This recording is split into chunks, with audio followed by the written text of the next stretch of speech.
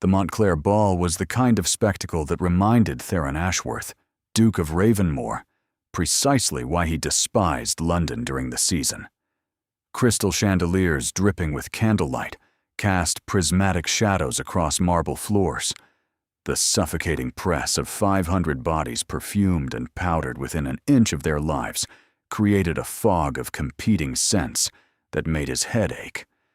The endless parade of ambitious mothers steering their daughters into his path, like ships navigating treacherous waters toward a lighthouse made of gold, had grown tiresome before the first dance even concluded.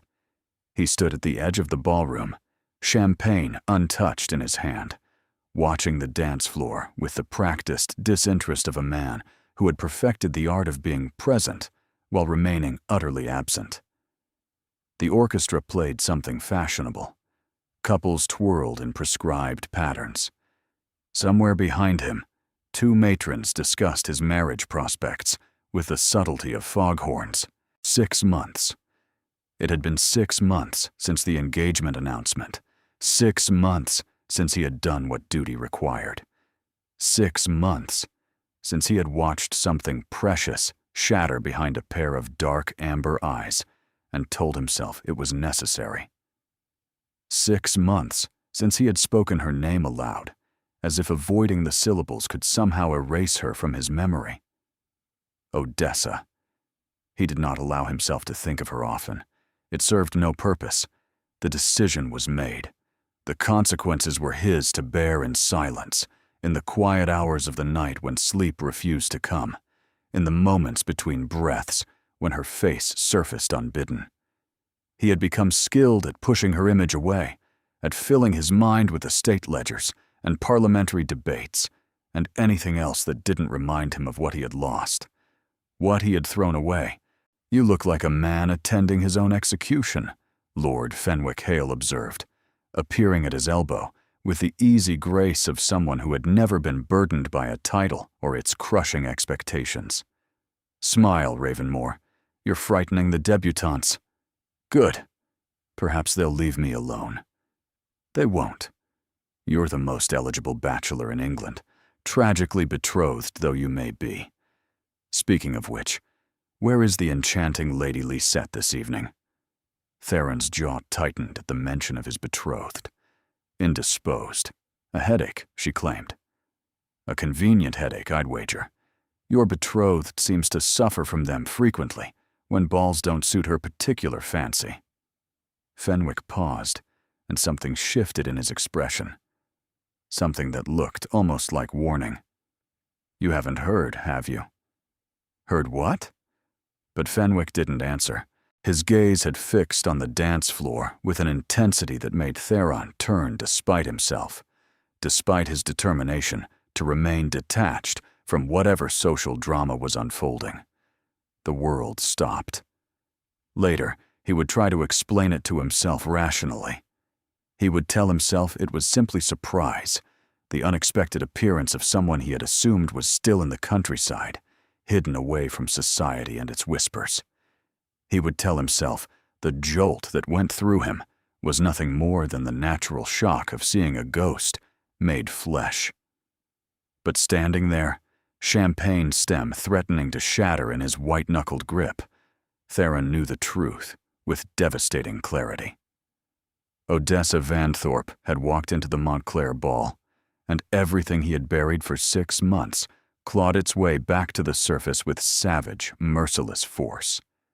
She was dancing. That was the first coherent thought that penetrated the roaring in his ears.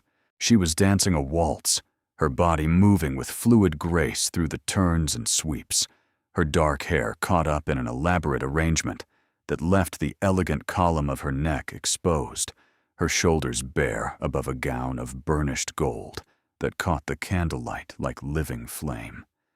The color made her skin glow, made her eyes appear deeper, made her look like something precious that had been hidden away and was finally being revealed to an undeserving world.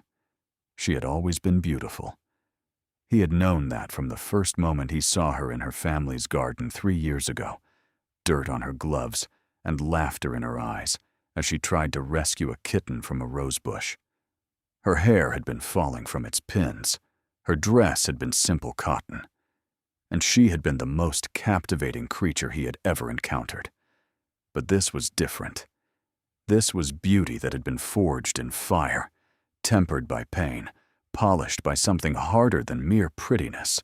There was steel in her spine now, confidence in every movement, a self-possession that hadn't existed before. Before, he had destroyed her. She was radiant. She was devastating. And she was dancing in the arms of another man, Lord Caius Merrick. Theron recognized him instantly, and the recognition sent ice through his veins.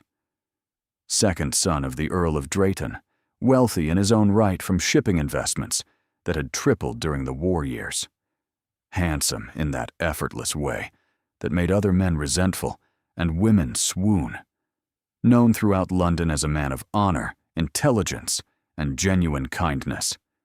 Everything Theron had proven himself not to be.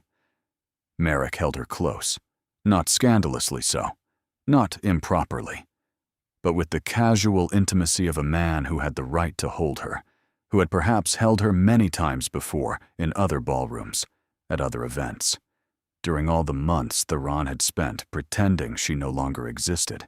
His hand rested at the curve of her waist with comfortable familiarity. He leaned down to murmur something that made her laugh. She laughed.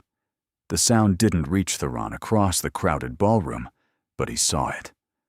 Saw the way her head tilted back, the graceful arch of her throat.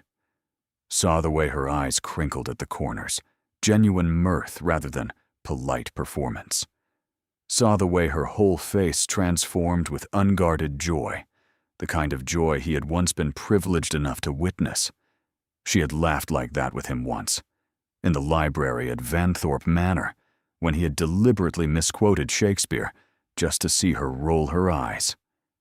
In the garden at midnight, when they had escaped her mother's dinner party to count stars and speak of futures neither of them were supposed to want.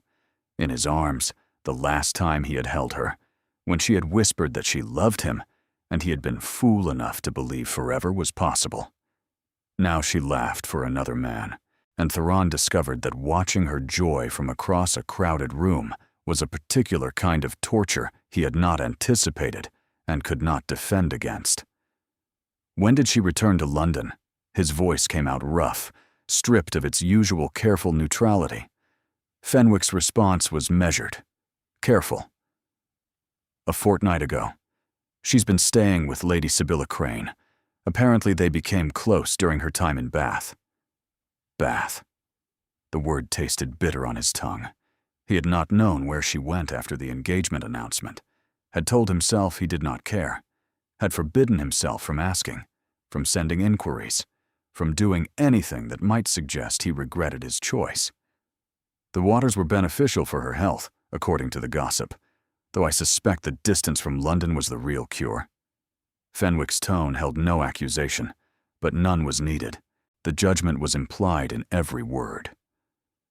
She's been attending events with the Cranes, small gatherings mostly, intimate dinners, afternoon teas. This is her first major ball. The music swelled toward its conclusion. On the dance floor, Merrick guided Odessa through the final turn with expert precision, his hand steady at her waist, his attention wholly focused on her face. They stopped, facing each other, and Merrick bowed over her hand with a smile that made Theron want to cross the ballroom and break something, preferably Merrick's perfectly symmetrical jaw.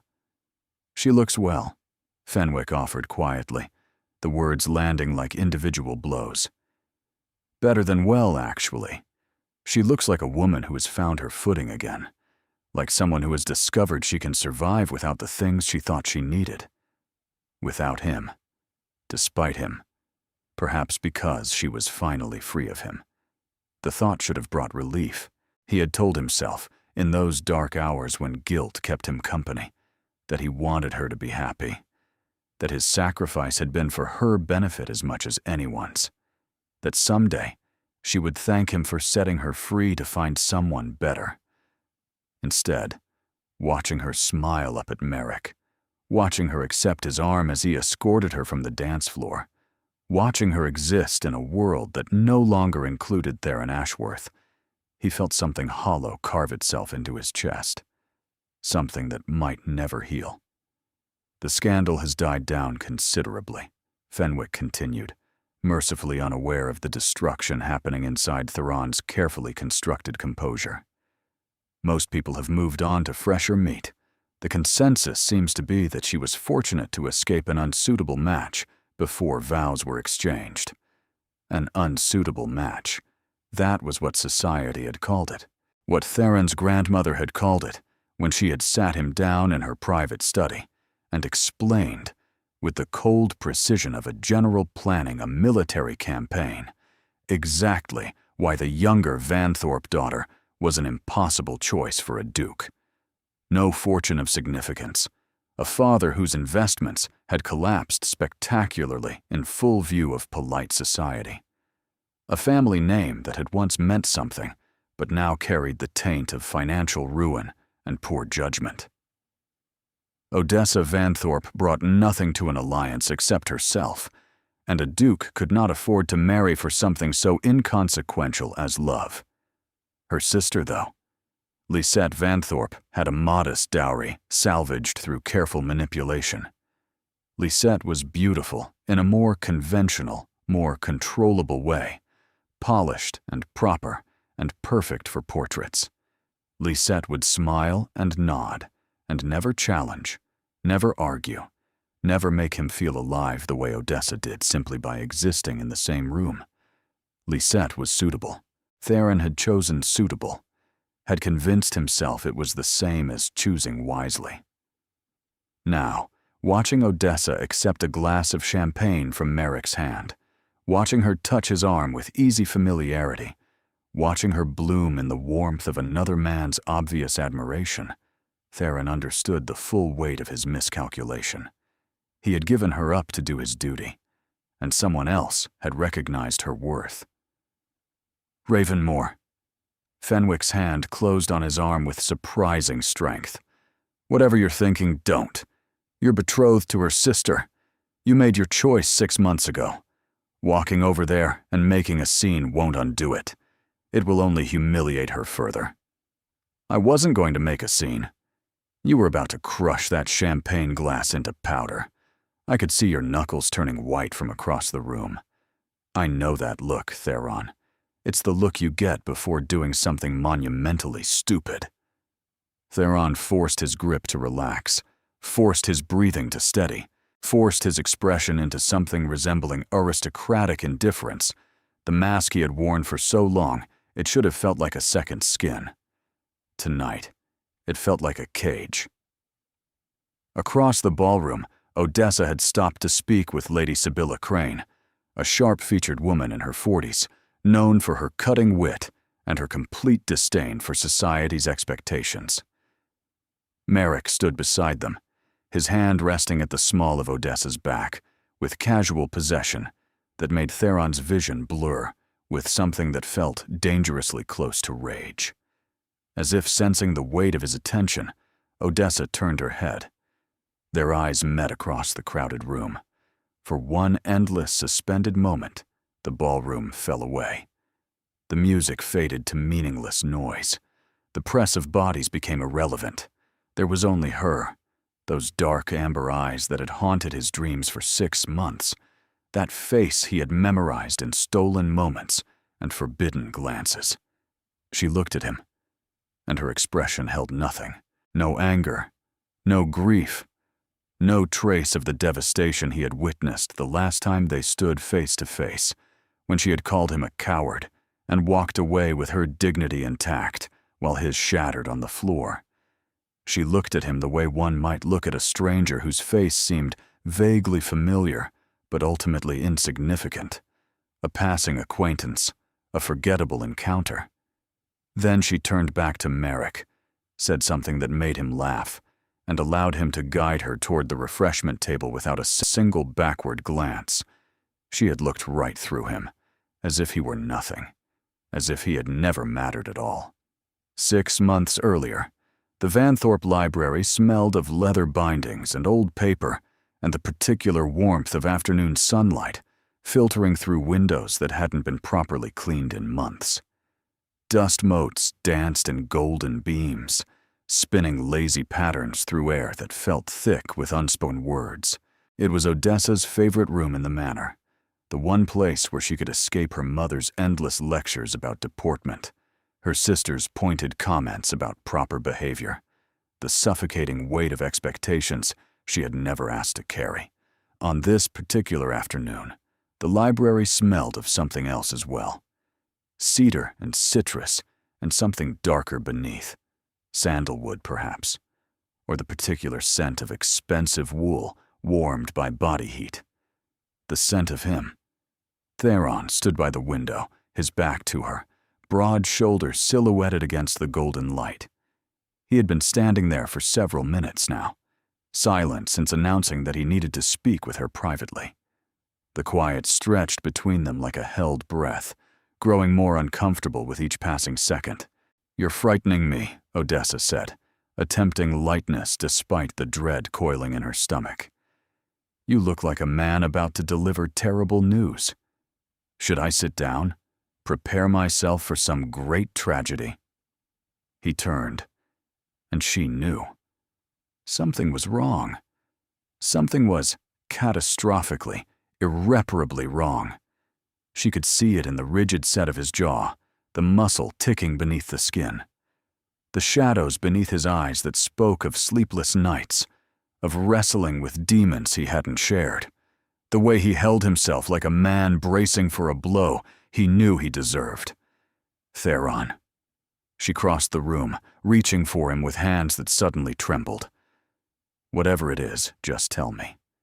We can face it together. That's what we promised each other." He caught her hands before they could touch his face, held them between his own for a moment, his grip too tight, almost painful, his breathing uneven.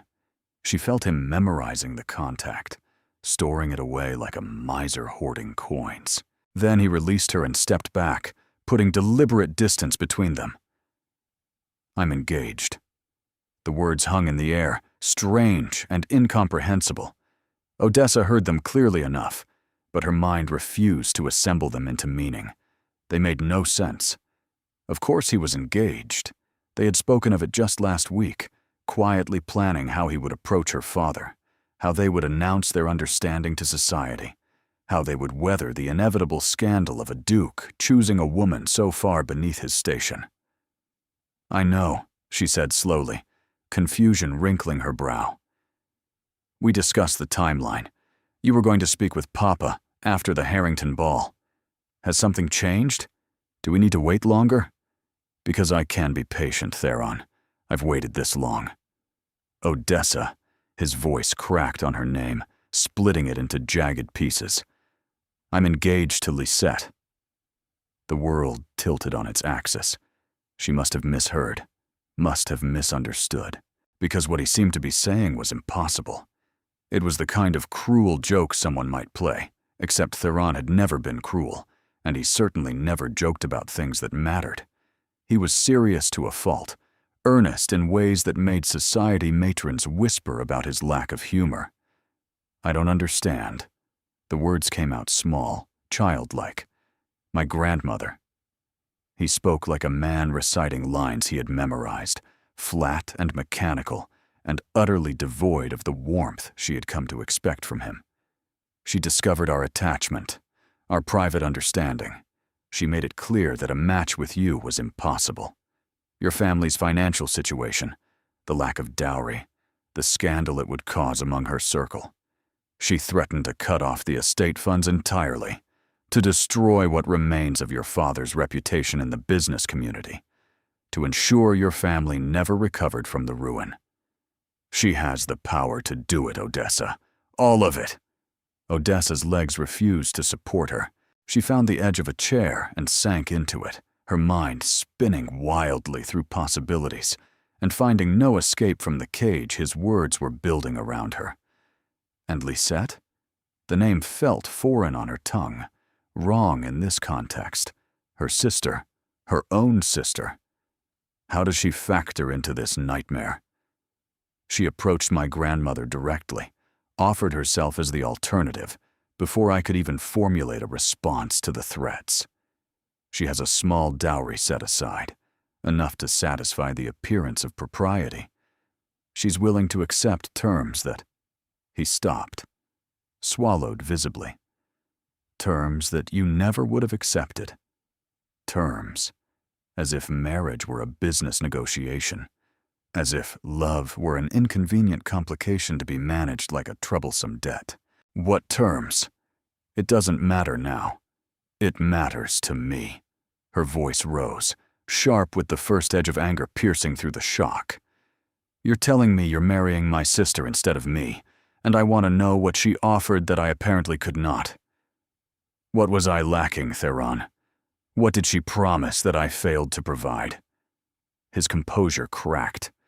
She saw it happen, saw the guilt and anguish break through the careful mask for one devastating moment before he rebuilt his walls with visible effort. She offered to accept a marriage in name only until an heir is produced. She offered to look the other way regarding any outside arrangements, any private matters I might wish to pursue. She offered to be a duchess who asks nothing except the title itself. He met her eyes, and what she saw there was a man drowning in waters of his own creation. She offered to be everything my grandmother wanted, everything you were too proud, too honest, too alive to ever pretend to be. Odessa laughed. It was an ugly sound, brittle and broken, nothing like the laughter they had shared in happier moments.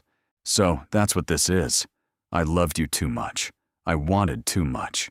I was foolish enough to believe you when you said you wanted the same things. When you spoke of children and growing old together and building a life that meant something beyond duty. I did want them. I still want them. But want isn't enough when my refusal would destroy your family completely. My grandmother holds the power to ruin everyone I care about. He stepped toward her, then stopped, as if remembering he had forfeited the right to offer comfort. I'm trying to protect you, Odessa, to protect all of you, by marrying my sister, by ensuring your family survives, by preventing the complete destruction she threatened, by giving you the chance to find someone else, someone free of the burdens I carry, someone who can actually give you the life you deserve without strings attached. Odessa rose from the chair, her legs steady now beneath the weight of her fury. Her hands had stopped trembling. Something cold and hard was crystallizing inside her, replacing the soft warmth that had lived there moments before. You're a coward. He flinched, as if she had struck him across the face. You're a coward who has convinced himself that betrayal is nobility, that breaking my heart is somehow an act of protection, that choosing the easy path is the same as choosing the right one. She moved toward the door, unable to bear his presence for another moment without screaming. I hope Lisette makes you very happy. I hope the two of you are perfectly content in your practical, passionless arrangement. I hope you think of me every single day and wonder what might have been. Odessa, please, let me explain further. There are details you don't understand. You've explained enough. She reached the door, paused with her hand on the handle because despite everything, despite the agony ripping through her chest, part of her still hoped, still waited for him to cross the room and pull her into his arms and tell her this was all a terrible mistake, a test of her devotion, anything except what it appeared to be, that he would choose her. He didn't move. I loved you, she said, not turning around, refusing to let him see the tears that had begun to fall. I would have faced anything with you. Poverty, scandal, your grandmother's fury, the whispers of every person in England. I would have fought for us until my last breath. But you didn't want a partner, Theron. You wanted permission. And when the path got difficult, you looked for the first available exit. She opened the door. Odessa. His voice was wrecked, broken in ways she had never heard before. I will regret this for the rest of my life. She finally turned, looked at him one last time. The man she had loved with everything she had. The man she had trusted with her heart and her future. The man who had chosen duty over her and dressed it up as sacrifice. Good, she said, her voice steady despite the tears. I hope the regret keeps you company on cold nights. I hope it's the last thing you think of before sleep and the first thing you remember upon waking. I hope it haunts you the way this moment will haunt me. She walked out of the library and out of his life. She did not look back. The refreshment table offered champagne, orgeat, lemonade, and a frankly impressive array of pastries that Odessa had no appetite for. She selected a glass of lemonade instead, grateful for something to do with her hands, while her heart threatened to pound its way through her ribcage and escape into the crowded ballroom. He was here. She had known he might be, had prepared herself for the possibility with the same methodical determination she had applied to everything over the past 6 months, had spent countless hours in Bath rebuilding herself, brick by careful brick, specifically so that this moment, when it inevitably came, would not destroy her again. She had not prepared for the way her body would betray her, the way her pulse would stutter and race at the mere sight of him across a crowded room, the way 6 months of careful healing would threaten to unravel with a single glance, a single moment of eye contact that lasted far too long. You're holding that glass like you intend to strangle it, Lady Sibylla Crane observed, appearing at her elbow with the timing of a woman who had spent decades reading rooms and the people in them. I take it you noticed our illustrious Duke of Ravenmore lurking in the shadows like a particularly brooding gargoyle. He's been staring at you since the moment you walked in, you know, quite intensely. I noticed. And how do we feel about this fascinating development? Odessa took a careful sip of lemonade, using the motion to compose her expression. We feel nothing. He's betrothed to my sister. His presence at a society ball is hardly surprising or noteworthy. Sibylla's elegant eyebrow arched toward her hairline. Darling, you forget I've known you for 6 months now. I've seen you cry into your pillow until the feathers went damp. I've heard you scream your fury into the sea at Brighton until your voice went hoarse.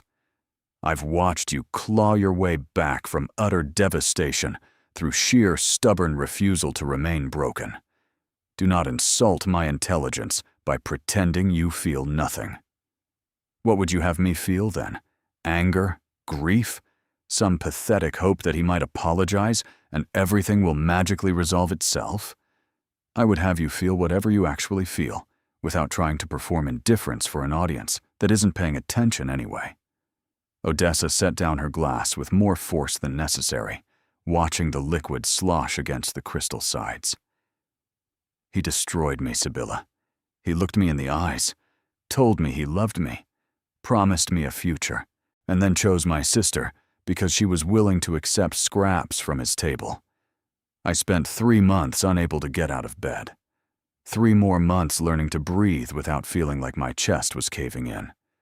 I will not give him the satisfaction of seeing that he still has any power over me whatsoever. Even if he does. Especially then.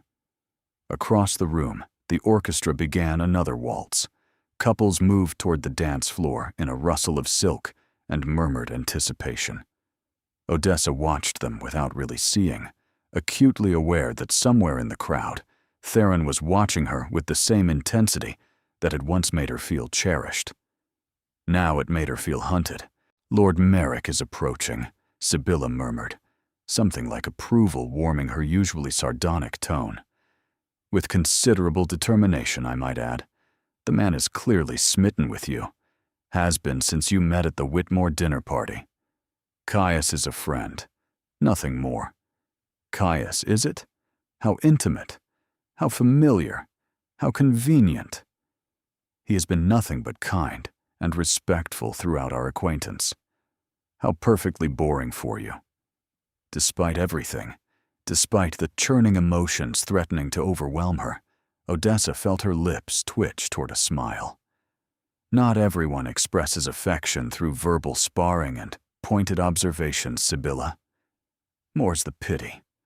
Ah, Lord Merrick, how delightful to see you again. Caius Merrick arrived with the easy confidence of a man who knew his worth without needing to advertise it through arrogance. His smile reached his warm brown eyes, crinkling the corners in a way that suggested genuine pleasure. His attention fixed on Odessa with open admiration rather than calculating assessment. He was everything Theron was not. Kind where Theron was cold. Open where Theron was guarded. Present and attentive where Theron had always seemed to be fighting some internal battle she wasn't privy to.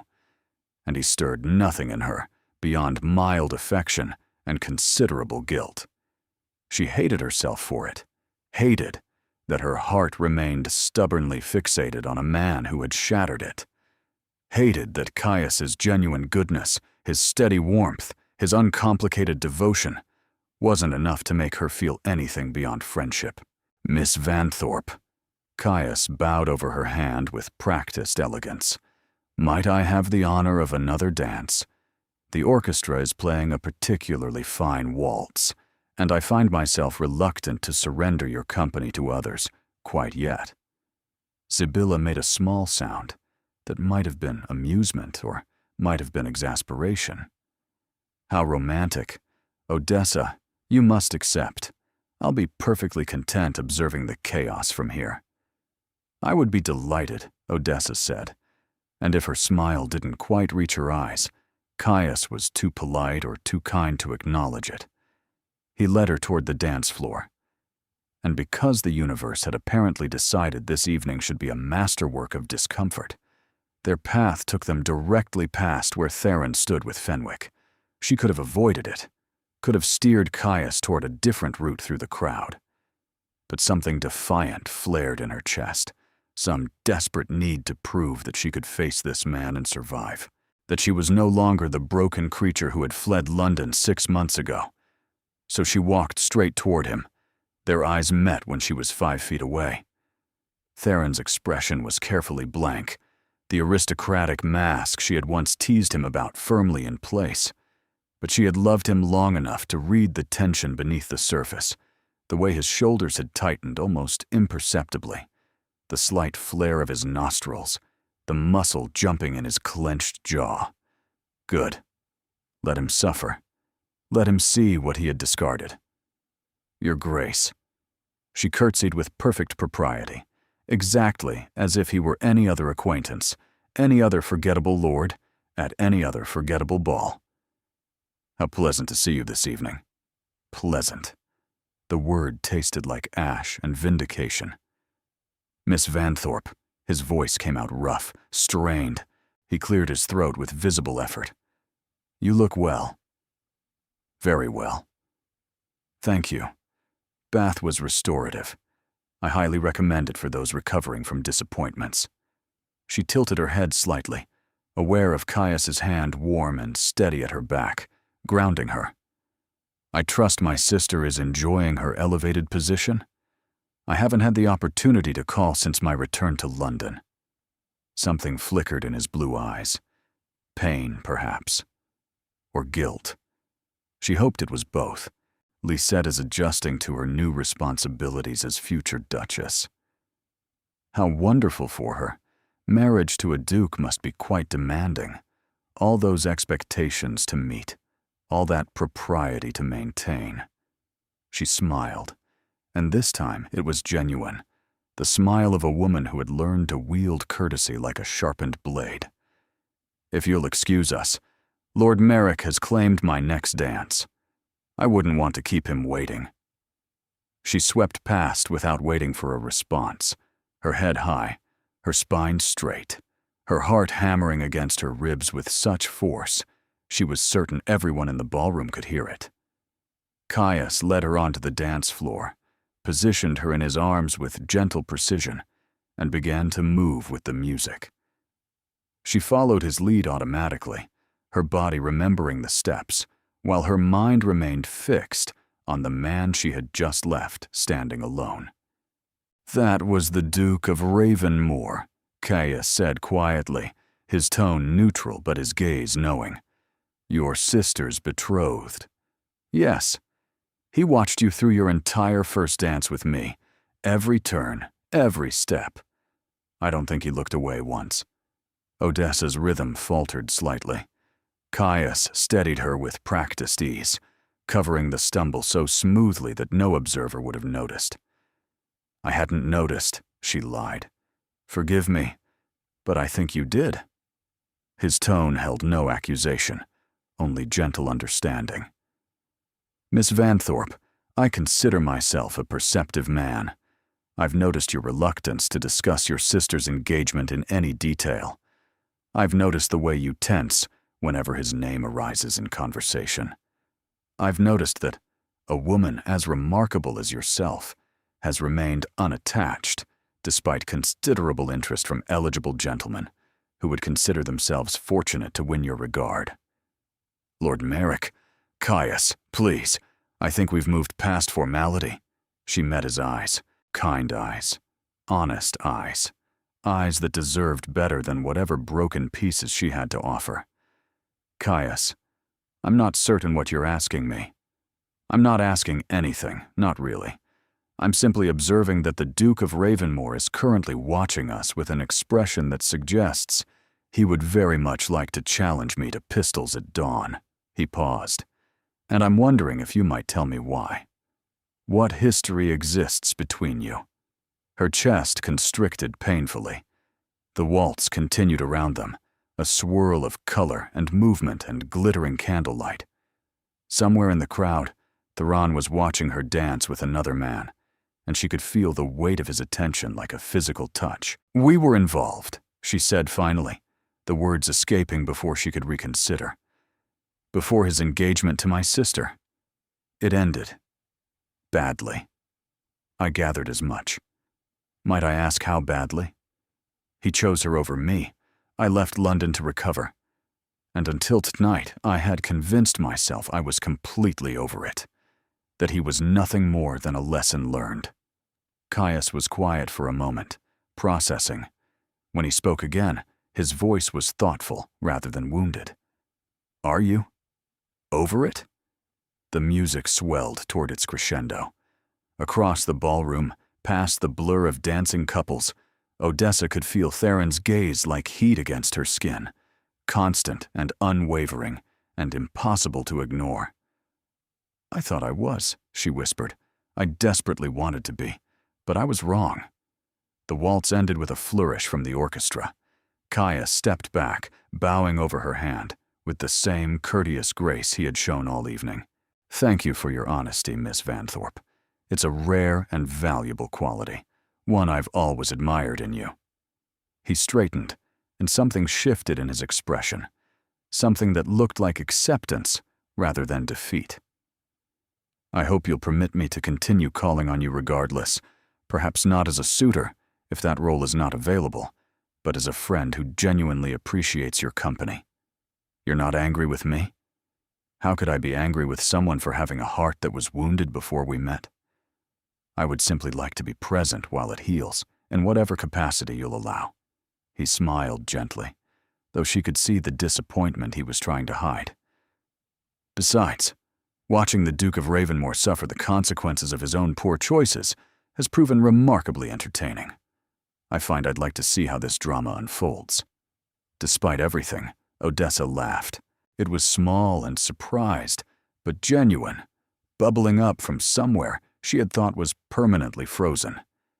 And across the ballroom, Theron Ashworth watched her laugh for another man, and something in his carefully controlled expression finally cracked. He began walking toward her. Theron had taken precisely 4 steps toward Odessa when a hand closed around his arm with surprising strength. "I wouldn't," Fenwick said, his voice low and urgent. "Not here, not like this. You look like a man about to do something catastrophically stupid. Release me. So you can storm across the ballroom and create the scandal of the season? Think, Ravenmore. Think with your head instead of whatever part of you is currently in control. You're betrothed to her sister. Every gossip in London is watching this room. Whatever you're about to do will destroy her reputation, not yours. She's the one who will suffer. The words penetrated the fog of jealousy and longing that had clouded his judgment. Theron stopped, breathed deeply, forced himself to observe the room through the lens of strategy rather than emotion. Fenwick was right. Damn him. A dozen matrons had their opera glasses trained in his direction with undisguised interest. The whispers had already begun, a buzzing undercurrent of speculation rippling outward from where he stood. If he approached Odessa now, with that desperate hunger surely visible on his face, he would confirm every suspicion society harbored about the true nature of his relationship with the younger Vanthorpe sister.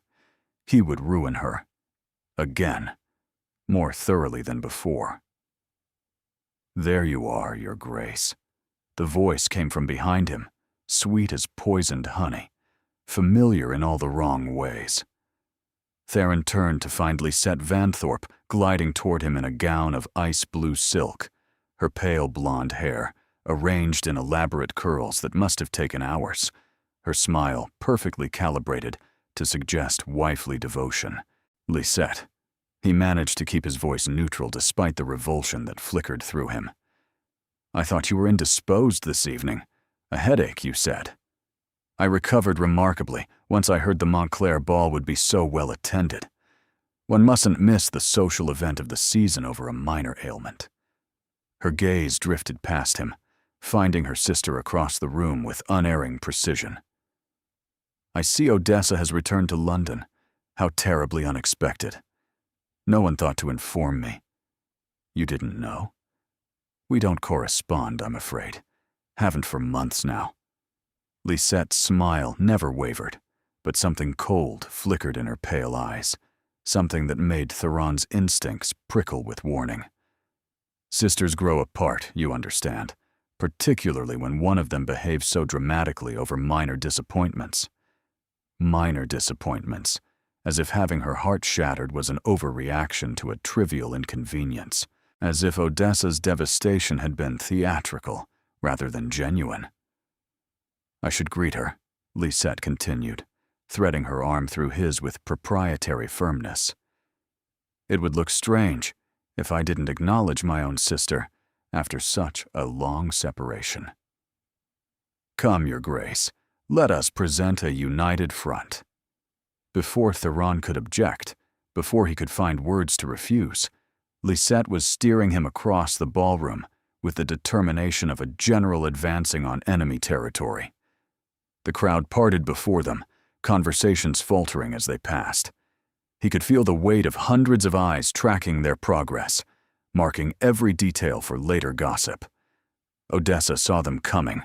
He watched her expression shift through several stages in rapid succession. Surprise, wariness, and then, most devastatingly, a careful blankness that revealed nothing at all. The open, expressive face he had loved had become a mask, as impenetrable as his own.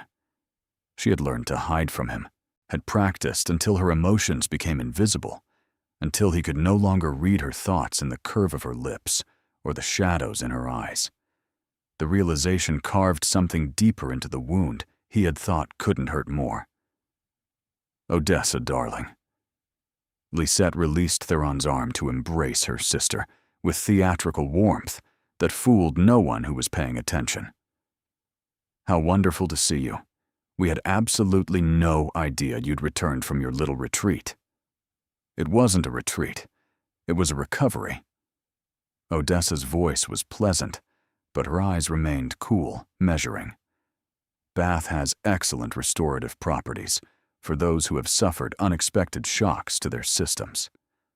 How fortunate you found healing. You look almost yourself again. Almost. The word was a scalpel, precisely aimed to wound. "And you look exactly as I expected," Odessa replied, without missing a beat. "The role of future Duchess suits you perfectly. All that practice at performance must be paying dividends." The tension between the sisters crackled like lightning seeking ground. Theron stood paralyzed between them, acutely aware that he was the source of this electricity, the reason these two women who had once been close now regarded each other like opponents across a battlefield. "We should have tea this week. Catch up properly." Lisette's tone suggested she would rather drink poison. "There's so much to discuss about wedding preparations. I would value your input naturally. You are always the creative one." "Naturally. Though I suspect our tastes differ considerably these days." The silence stretched, sharp as broken glass. Then Lady Sibylla appeared at Odessa's side, her expression blandly pleasant, in a way that somehow communicated complete contempt. "Miss Vanthorpe, Lord Merrick is asking for you. Something about confirming an arrangement for tomorrow's outing." Relief flickered across Odessa's features before she suppressed it. "Of course. If you'll excuse me, Lisette. Your Grace." She curtsied and turned away, allowing Sibylla to guide her toward safety. Merrick materialized to offer his arm, and she took it with a gratitude that made Theron want to howl. "Charming man," Lisette observed, watching them go with narrowed eyes. "Lord Merrick has been quite attentive to Odessa since her return. The gossips suggest an understanding may be developing between them, perhaps even an engagement by season's end." An understanding. An engagement. The words wrapped around Theron's chest and squeezed until he couldn't breathe. "We should circulate," Lisette continued, reclaiming his arm. "Lady Montclair will expect us to pay our respects, and I noticed your grandmother watching us with considerable interest earlier. She'll want a full report of the evening's events, I'm sure." She led him away, and Theron followed because he had no choice, because he had made his decision 6 months ago, and now he was bound to its consequences, like a man chained to a sinking ship. But his gaze kept finding Odessa across the crowded room. And every time Merrick made her smile, every time he leaned close to speak privately, every time she touched his arm with easy familiarity, something inside Theron crumbled a little more. The evening ground on with excruciating slowness. He performed his duties mechanically, danced with the appropriate partners, made conversation with the appropriate lords, smiled at the appropriate moments, while feeling nothing except the constant awareness of where she was and who she was with. It was nearly midnight when Lady Montclair announced the final event of the evening, a discussion of an upcoming house party at Ashworth Manor. Theron's attention snapped into sharp focus. Ashworth Manor was his grandmother's estate, the house party Lisette had been planning for weeks, the one she claimed would cement their position in society. "Such a delightful gathering it will be," Lady Montclair was saying. 3 weeks in the countryside with the finest company London has to offer. "Lady Sibylla, you must convince Miss Vanthorpe to attend. The Dowager Duchess specifically requested her presence." Theron's blood ran cold. Across the room, Odessa had gone very still. Her gaze found his for the first time since their initial confrontation, and he saw his own horror mirrored in her amber eyes. 3 weeks, at his grandmother's estate, with him and Lisette, and no escape. "How thoughtful of the Dowager," Sibylla said, her voice carrying clearly across the suddenly silent room. "I'm certain Odessa would be honored to accept such a gracious invitation." The trap closed around them both with an almost audible snap, and Theron realized his grandmother had orchestrated this entire evening with one purpose in mind: to see exactly how much damage she could still inflict. Ashworth Manor rose from the Devonshire countryside like a monument to centuries of accumulated power and carefully hoarded wealth. Odessa watched it grow larger through the carriage window, its honey-colored stone glowing in the afternoon light, its endless windows reflecting the sky like dozens of watchful eyes tracking her approach. She had heard stories of the estate, of course. Everyone in England had. The Ashworth family had occupied this land since the Norman conquest, building and rebuilding through generations until the current structure emerged. A sprawling masterpiece of classical architecture surrounded by gardens designed to intimidate visitors as much as enchant them. This was what Lisette had traded her sister's happiness to possess. "Magnificent, isn't it?" Sibylla observed from the opposite seat, her tone suggesting she found it anything but. Though I've always found grand country estates rather oppressive myself. All those ancestors glaring down from portraits, silently judging one's posture and moral character. You didn't have to come with me, and miss watching you navigate 3 weeks of close proximity with the man who broke your heart and the sister who helped him do it? Darling, I wouldn't miss this theatrical production for all the scandal sheets in London. Sibylla's expression softened slightly, revealing the genuine affection beneath her sardonic exterior. Besides, someone needs to ensure you don't murder anyone. Or worse, forgive them prematurely. I have no intention of murdering anyone. Not even Lady Lisette? Not even a little? Odessa surprised herself by almost smiling. Tempting, but no. I refuse to give either of them the satisfaction of seeing me lose control. They want me rattled. They want me to make mistakes. I won't give them the pleasure. Such admirable restraint. Personally, I find losing control rather therapeutic in the right circumstances, but I suppose we all have our coping methods. The carriage rolled to a stop before the manor's grand entrance. Footmen in immaculate livery materialized instantly, opening doors and unloading luggage with practiced efficiency that spoke of extensive training and generous wages. Odessa stepped onto the gravel drive, straightening her traveling dress and lifting her chin against the weight of what awaited her inside. She could do this. She had spent 6 months preparing for exactly this kind of confrontation, learning to armor herself in indifference, learning to smile when she wanted to scream, learning to project the image of a woman who had moved beyond her heartbreak rather than merely buried it beneath layers of carefully constructed composure. If this was a battlefield, she would not retreat. She would not surrender. She would fight until she had nothing left. Miss Vanthorpe, Lady Sibylla, welcome to Ashworth Manor. The voice came from the doorway. Odessa turned to find an elderly woman descending the front steps with the regal bearing of someone who had never once questioned her own authority or her right to wield it. Silver hair arranged in an elaborate style that had probably been fashionable during the last century. Black silk dress that somehow managed to appear both mourning and menacing simultaneously. Eyes the exact shade of Theron's blue, cold and assessing. The Dowager Duchess of Ravenmore, the architect of Odessa's destruction.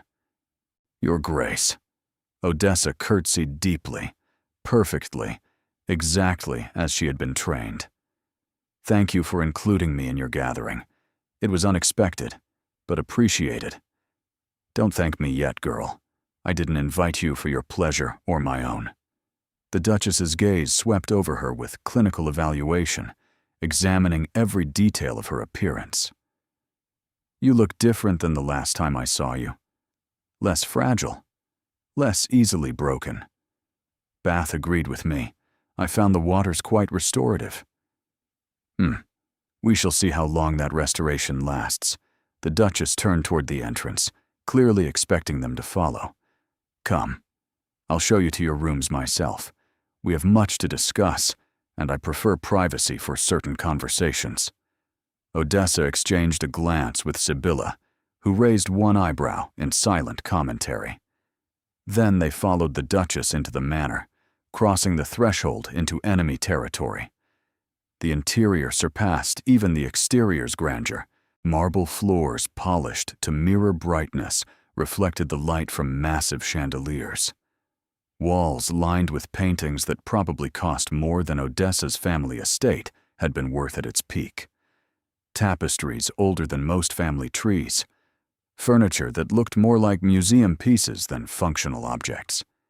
Every surface proclaimed wealth. Every detail whispered power. Every inch of the place seemed designed to remind visitors of their insignificance. And everywhere, portraits of Ashworth ancestors watched with painted eyes, their expressions suggesting disappointment in anyone audacious enough to walk these halls without the proper bloodline. The Duchess led them up a sweeping staircase, down a corridor lined with more portraits and marble busts, and finally to a suite of rooms that overlooked the estate's famous rose garden. "Lady Sibylla, your rooms are 3 doors down. My housekeeper will show you." The Duchess waited until Sibylla, with obvious reluctance and a warning glance at Odessa, departed. Then she closed the door, leaving herself alone with her prey. "Sit." Odessa sat in an elegant chair by the window, not because she was intimidated, but because choosing one's battles was essential to winning the war, and this particular battle wasn't worth fighting. The Duchess remained standing, positioning herself before the window so that Odessa had to look up at her, backlit by afternoon sun like some avenging angel. "You're wondering why I requested your presence here, why I specifically insisted on your attendance." The thought had crossed my mind repeatedly since receiving the invitation. Because I needed to assess something for myself, something my grandson has made increasingly difficult to determine through observation alone. "And what would that be, Your Grace? Whether you're dangerous?" The word hung in the air between them, heavy with implication. Odessa forced herself not to react, keeping her expression neutral despite the accusation embedded in the Duchess's statement. Dangerous to whom exactly? To this family, to my grandson's engagement, to the careful arrangements I have spent considerable time and political capital constructing. The Duchess moved closer, her gaze sharpening. "You were supposed to disappear, Miss Vanthorpe. Return to obscurity where you belonged. Find some country gentleman to marry and fade into well-deserved irrelevance. Instead, you returned to London draped in gold, dancing with wealthy lords. And my grandson has been utterly useless ever since." Something warm kindled in Odessa's chest. Satisfaction, perhaps. Or vindication. "I'm terribly sorry my recovery has proven inconvenient for your plans." "Don't be coy with me, girl. You know exactly what you're doing with your strategic appearances and your carefully chosen escort. The gowns, the public events, the very visible attachment of Lord Merrick. You're proving a point. I'm living my life, Your Grace. The fact that my life happens to intersect with your grandson's social calendar is not my concern or my responsibility." "It is now." The Duchess sat in the chair opposite Odessa, arranging her skirts with deliberate precision. 3 weeks. You will be under this roof for 3 weeks. My grandson cannot seem to function properly in your presence. His betrothed has noticed his distraction and begun making pointed inquiries. If this continues, the entire arrangement will collapse. Perhaps it should. The words escaped before Odessa could stop them. She saw the Duchess's expression flicker with something unexpected, surprise, quickly suppressed, but present nonetheless. "You would enjoy that, wouldn't you? Watching everything I've built crumble because a foolish boy couldn't control his heart. I would enjoy never having to pretend I don't exist. I would enjoy not being treated as a threat simply because your grandson made promises he proved incapable of keeping. I would enjoy being allowed to move forward with my life without constantly being reminded of what I lost." Silence stretched between them, thick and charged. When the Duchess spoke again, her voice held something unexpected, something almost like grudging respect. "You have fire, Miss Vanthorpe, more than I initially realized. More than I gave you credit for." She stood, moving toward the door. "Perhaps these 3 weeks will prove more interesting than I anticipated. Dinner is at 8. Dress appropriately. And Miss Vanthorpe." Odessa looked up. "Whatever happens during your stay, remember this moment. Remember that I am capable of recognizing strength when I see it. I am not entirely the enemy you believe me to be.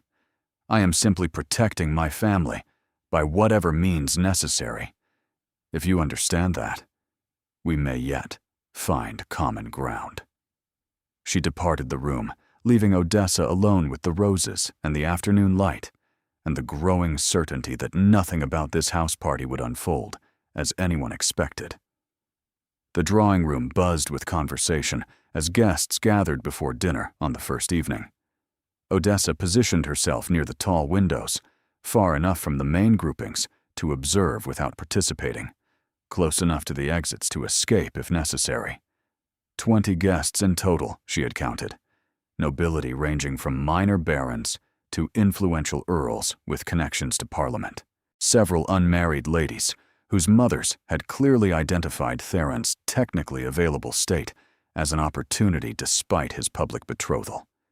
A handful of younger sons, whose presence suggested the Duchess was conducting business negotiations alongside social maneuvering, ever the strategist.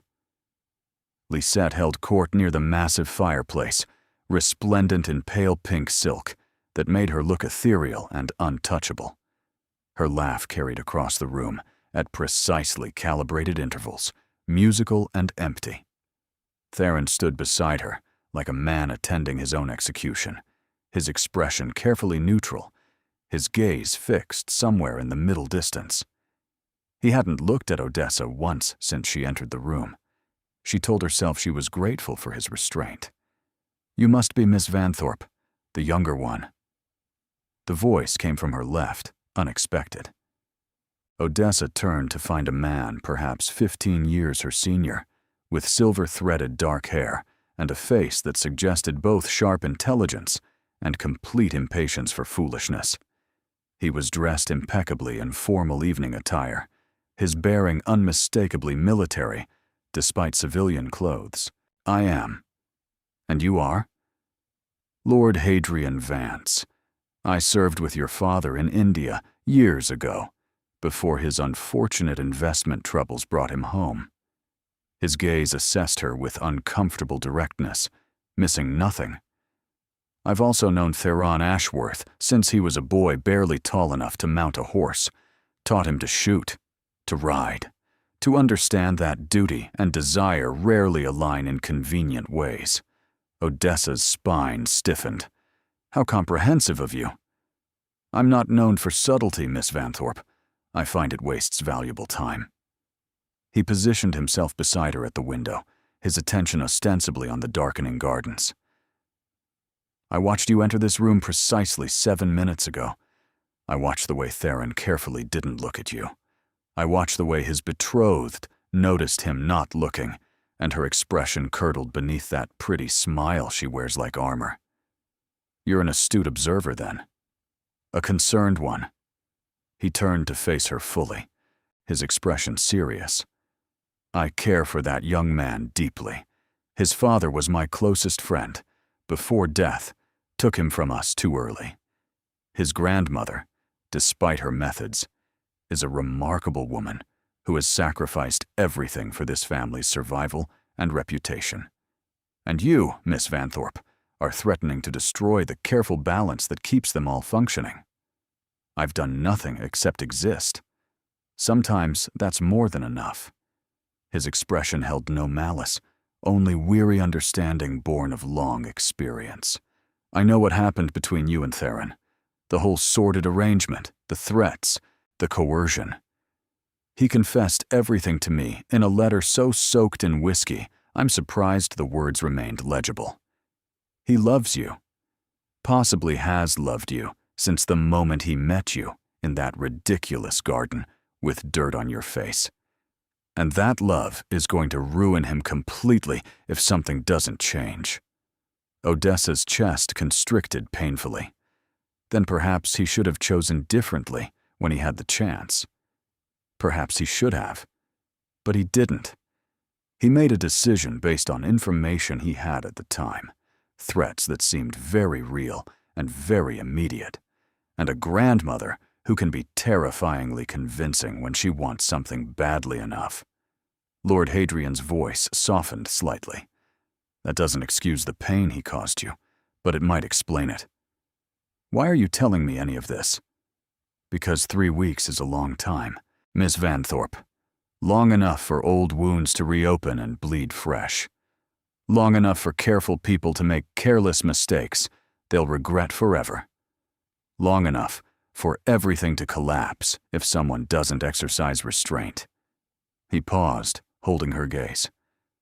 I'm asking you, as someone who has no stake in your personal happiness, but genuine investment in preventing catastrophe, to be cautious. Cautious of what, specifically? Of hope. The word landed like a stone in still water. Hope is dangerous when the circumstances haven't fundamentally changed. Theron is still bound by duty and obligation. His grandmother still holds considerable power over everyone in this family. And your sister. He glanced toward Lisette, who had noticed their conversation and was watching with narrowed eyes. Your sister is far more formidable and more ruthless than anyone gives her credit for. I'm not hoping for anything, Lord Hadrian. I came here because refusing the invitation would have appeared cowardly, and I refuse to be a coward. I intend to survive these 3 weeks with my dignity intact, return to London, and continue building a life that doesn't include your young friend. And if that proves impossible, Odessa met his gaze directly, unflinching. Then I suppose we'll all discover exactly how much catastrophe we can survive. The dinner gong sounded, cutting through conversations and redirecting attention toward the dining room. Guests began pairing off according to the strict hierarchy of precedence, the careful choreography of aristocratic tradition playing out in who escorted whom. Lord Merrick appeared at Odessa's side, offering his arm with a warm smile that felt like sanctuary. May I have the honor? Please. I'd be grateful. They joined the procession toward the dining room, and Odessa was acutely aware of Theron escorting Lisette somewhere behind them. She could feel his attention like heat against her back, constant and unwavering despite his apparent indifference. Lord Hadrian's warning echoed in her mind. Hope is dangerous when the circumstances haven't changed. But as they entered the grand dining room, as candlelight glinted off crystal and silver and ancient family china, as she felt the weight of 24 curious gazes assessing her worth, Odessa realized something the older man hadn't considered. She wasn't hoping for circumstances to change. She was hoping to survive them with her heart still intact.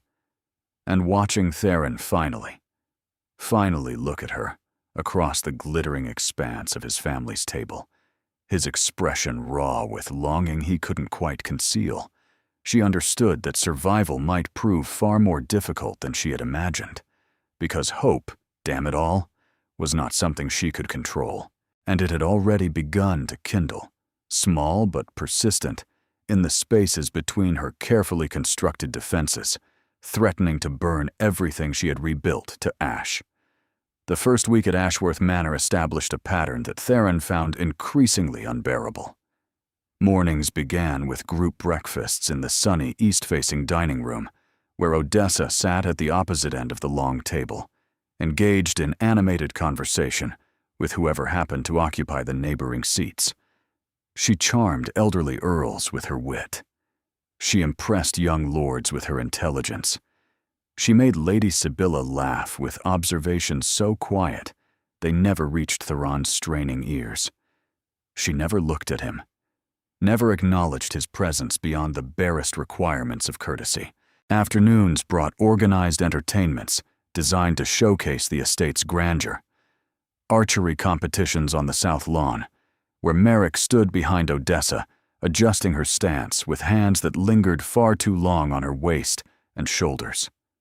Croquet matches where her laughter rang across the manicured grass like bells. Picnics by the ornamental lake, where she somehow always ended up seated beside someone other than him, usually Merrick, always beyond his reach. Evenings were the worst torture.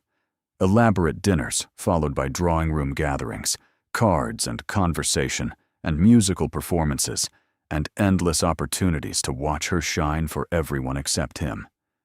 She played the pianoforte one evening, a skill he hadn't known she possessed, and Merrick stood beside the instrument turning pages, his attention fixed on her profile with naked admiration.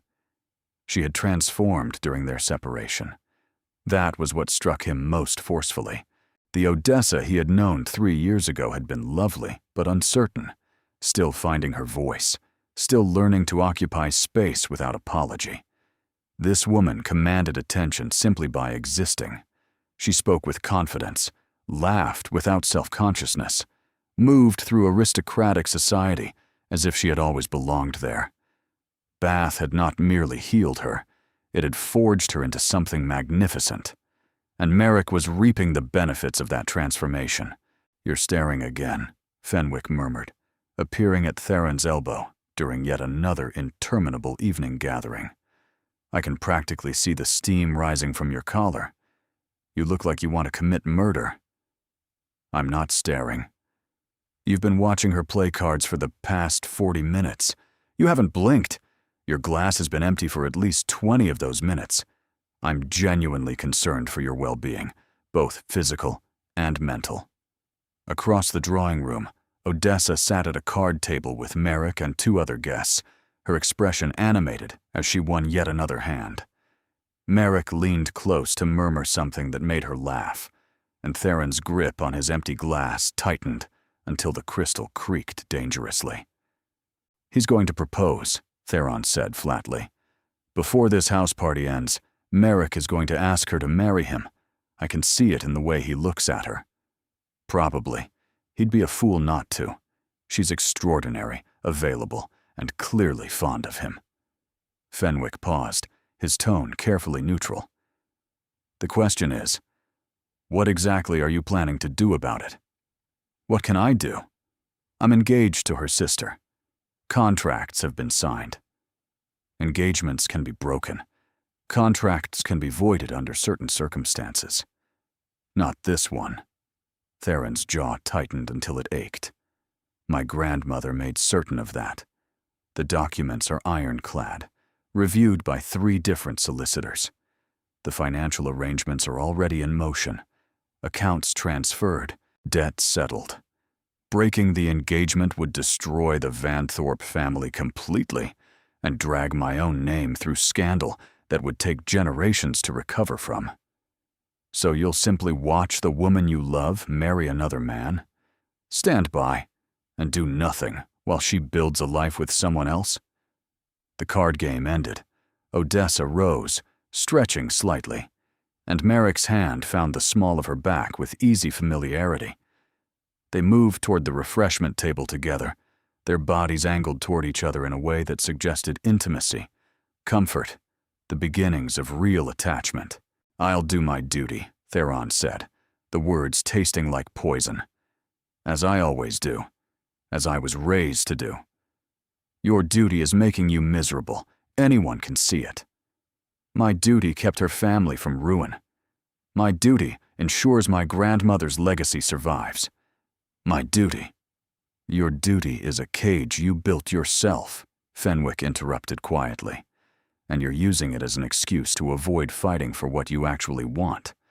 You're hiding behind obligation because fighting would require courage, and you're terrified of what might happen if you tried and failed." Before Theron could respond, the music from the pianoforte shifted to something softer, more romantic. Couples began gravitating toward an informal dancing space that had been cleared near the windows. Merrick extended his hand to Odessa. She took it with a smile. They began to dance, bodies moving in perfect synchronization, and something inside Theron cracked like ice, breaking on a frozen lake.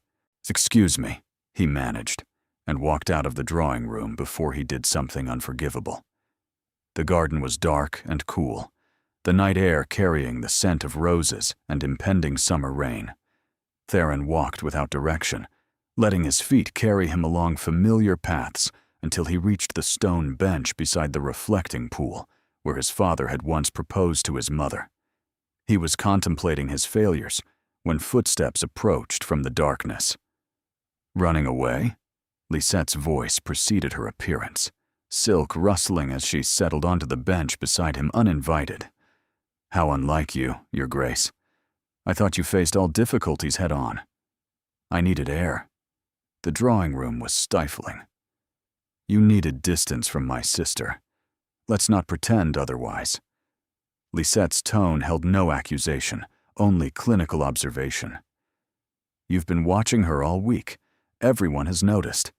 The whispers are becoming rather tiresome to manage. Theron turned to look at his betrothed. In the moonlight, Lisette's beauty took on an ethereal quality, all pale skin and silver blonde hair, and eyes that reflected light without any warmth. I apologize if my behavior has caused you embarrassment. Embarrassment is manageable. What concerns me is whether you're planning to honor our agreement. She folded her hands in her lap, her posture perfectly composed. I entered this arrangement with specific expectations. I have held up my end faithfully. I expect you to hold up yours. I intend to. Do you? Because the way you look at Odessa suggests otherwise. The way you can't stay in the same room with her without staring. The way you nearly shattered that glass tonight. Lisette's voice hardened. I was prepared to tolerate a husband who didn't love me. I was not prepared to tolerate one who makes his preference for my sister public knowledge. Lisette, I made sacrifices too, Your Grace. Don't imagine I entered this arrangement without cost. Something flickered across her expression, too quick to identify. Odessa was always the favored one in our household, the creative one, the charming one, the one everyone adored. I simply learned to want different things.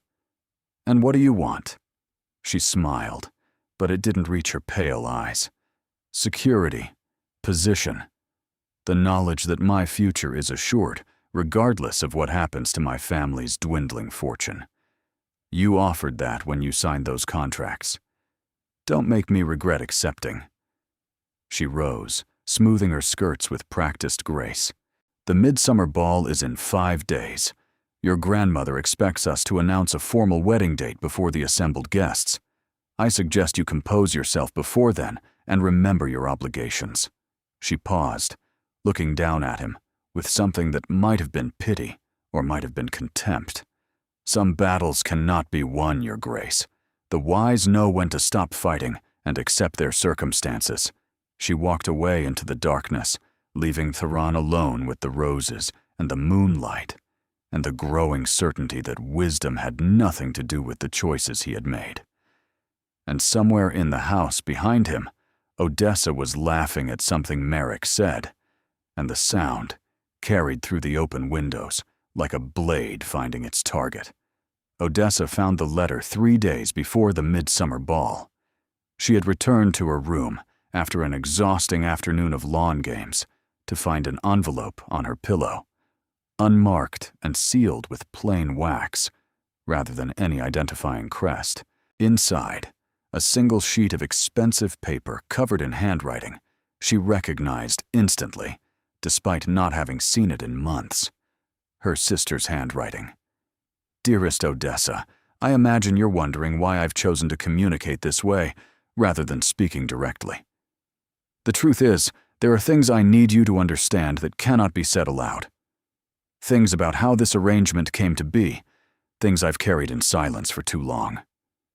You believe Theron chose me, that he weighed his options and found me more suitable for his purposes, that your love simply wasn't enough to overcome practical considerations. You're wrong.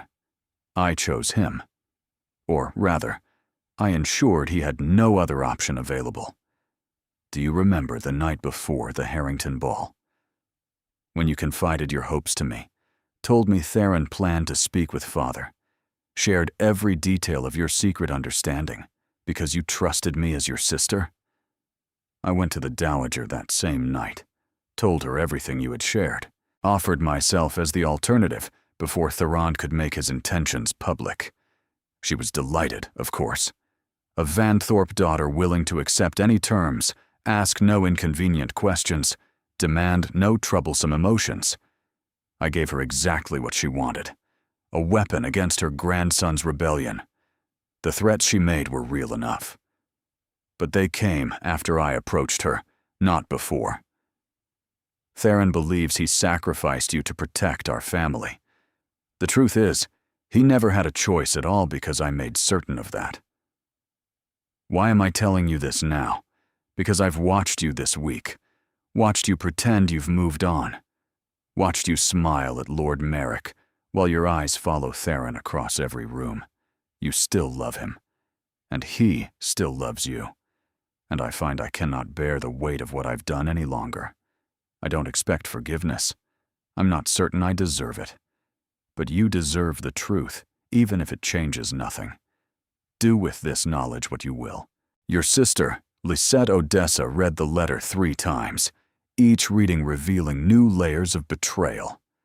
Then she sat on the edge of her bed, hands shaking so violently the paper rattled, trying to process the magnitude of what she had just learned. Lisette had betrayed her deliberately, not out of duty or family loyalty, but out of jealousy, out of a lifetime of feeling second best, out of spite dressed up as practicality. And Theron had never known, had spent 6 months believing he had made a noble sacrifice, when really he had been manipulated into a cage of someone else's design. A knock at the door interrupted her spiraling thoughts. "Odessa?" Sibylla's voice carried through the wood. "Are you coming down for dinner? You'll be late. I need a moment." The door opened anyway. Sibylla took one look at Odessa's face, at the letter clutched in her trembling hands, and crossed the room immediately, concern replacing her usual sardonic expression. "What happened? What is that?" Wordlessly, Odessa handed her the letter. She watched Sibylla read it, watched her expression shift from curiosity to shock, to cold, controlled fury that transformed her elegant features into something almost frightening. That absolute serpent. Sibylla set the letter down with deliberate care, as if touching it might contaminate her. I always suspected Lisette was more calculating than she appeared. But this is extraordinary villainy. This is betrayal of the highest order. She sabotaged everything, from the very beginning. Yes, and then watched you suffer the consequences for 6 months without a single word of confession or remorse. Sibylla's eyes narrowed dangerously. The question is, why confess now? Why reveal this after all these months of silence? Odessa shook her head. I don't know. Guilt, perhaps?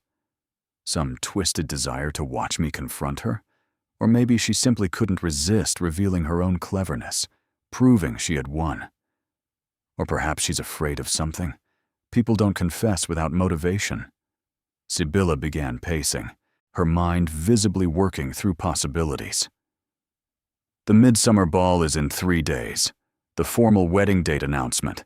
If Lisette is confessing now, perhaps she fears something is about to change. Perhaps she sees the way Theron looks at you and worries her victory isn't as secure as she believed. What could possibly change? The engagement is ironclad. Everyone says so. Is it? Sibylla stopped pacing, her gaze sharpening. Contracts can be broken if fraud is proven. If Lisette approached the Dowager before Theron had any chance to act, if she provided information that enabled the manipulation, if the entire arrangement was predicated on deception, the engagement was obtained through fraud. Exactly. Sibylla's smile was sharp enough to cut. The question is what you intend to do with this knowledge. Burn it and move on with Merrick, or use it to fight for what was stolen from you? Odessa looked down at the letter in her lap, Her sister's confession, her potential weapon. "I need to think," she whispered. "I need time to process this. Don't take too long. 3 days isn't much time, and some opportunities don't wait forever." The library at Ashworth Manor was empty at midnight, or so Odessa had assumed. She had counted on solitude, had waited until the house fell silent and the last footsteps faded from the corridors, had slipped through shadowed hallways without encountering anyone who might question her presence or report her movements to the Dowager. She needed to think, needed the comfort of books and quiet and the particular peace that came from being surrounded by centuries of accumulated wisdom. The library had always been her sanctuary, even in unfamiliar houses. What she hadn't counted on was finding Theron already there. He stood by the tall window, silhouetted against the moonlight, a glass of whiskey in his hand. The fire had burned low in the grate, casting warm shadows across leather chairs and countless book spines. The room smelled of wood smoke and old paper, and something that was distinctly him. He turned at the sound of the door opening, and for a long moment they simply stared at each other across the darkened room, neither speaking, neither moving. "I'll leave," Odessa said, already stepping backward. "I didn't realize anyone was here." "Stay." The words stopped her retreat. Not a command, a request, almost a plea. "Theron, please." He set down his glass on a nearby table, running a hand through already disheveled hair. "I've been trying to speak with you alone for an entire week. Every time I approach, you disappear into a crowd. Every time I think I've found a private moment, Merrick materializes like a very polite guardian angel. Perhaps I don't want to speak with you." "I know." He laughed, but it held no humor, only exhaustion and something that sounded like despair. "I know you don't. I know I have no right to ask for anything from you after what I did. I know." He stopped, pressing his palms against his eyes. "God, Odessa. I know everything I did wrong. It plays on a loop in my head every night. Every moment I could have chosen differently. Every word I should have said. Every path I should have taken. She should leave." Every rational instinct screamed at her to walk away before this conversation went somewhere neither of them could return from. Instead, she closed the door behind her. "Your grandmother told me to be cautious of you," she said quietly. "Lord Hadrian told me to guard myself against hope. Even Sibylla, who normally thinks caution is for cowards, suggested I protect what remains of my heart. They're right. You should protect yourself from me. Then give me a reason to. Tell me why you did it. Not the noble version you presented 6 months ago. The real reason, the full truth, with nothing held back." Theron was silent for a long moment, staring into the dying fire. When he spoke, his voice was raw with emotions he had clearly been suppressing for months. "My grandmother showed me letters. Documentation of your father's debts in detail I hadn't known existed. Proof that without significant intervention, your family would lose everything within a year. The house, the remaining investments, everything your mother had managed to salvage. I knew about the debts. Everyone did. Did you know the Dowager had the power to make them disappear, or to accelerate them into immediate catastrophe?" He turned to face her fully, and the anguish in his expression made her breath catch. She offered a choice. Marry Lisette, accept her as my duchess, and the debts would be quietly resolved. Your family would be protected indefinitely. Your father would never know how close he came to complete ruin. Or refuse, and watch everything collapse around the people I claimed to love. Watch your parents lose their home. Watch your brother's prospects evaporate. Watch you suffer for what she called my selfishness. So you chose to break my heart to protect my family. I chose to break my own heart believing I was protecting yours." His voice cracked on the words. "I convinced myself it was sacrifice. Noble sacrifice. The kind of thing a good man does when he can't have what he wants without destroying others. And now? What do you believe now? He crossed the room, stopping just close enough that she could see every line of anguish carved into his face by sleepless nights. Now I understand I was a coward. I let my grandmother manipulate me instead of fighting back. I let fear make my decisions, because fighting would have been hard and uncertain and terrifying. I told myself I was protecting you, but really I was protecting myself from the pain of watching things get difficult. Odessa's throat tightened. Why are you telling me this now? What purpose does it serve? Because you deserve to know the truth, because watching you with Merrick is destroying me. And I needed you to understand why I'm barely functioning before you choose him. Because... He stopped, his hand reaching toward her face before falling back to his side. Because I love you. I have loved you since the moment you emerged from that rose bush with scratches on your arms and a kitten in your hands. And I will love you until I stop breathing, and probably beyond. Theron, I know it doesn't change anything concrete. I know I'm still bound to your sister by contracts and obligations. I know I've made choices that have consequences I can't escape. But I couldn't let you believe for one more day that I stopped loving you, that I chose Lisette because I wanted her, that you were somehow insufficient. He stepped back, creating distance between them that felt like miles. You were never insufficient, Odessa. You were everything. You still are.